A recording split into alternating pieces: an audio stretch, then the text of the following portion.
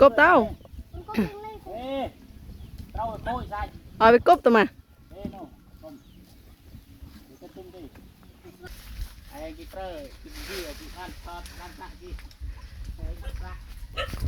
เจ็บละบ้างมาละ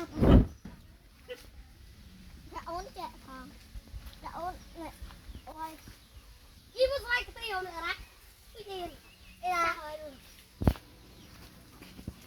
มอนี่อยู่ทองตาอะไรนี่เหรออีไหนก็อะไรถึงกรองไปสมุกนะยาไปสมุกเมนเตียนเลยทำไมจะเอาเนื้อได้จ้ะไม่ได้สมุกทำไมสมุกจะบังทำ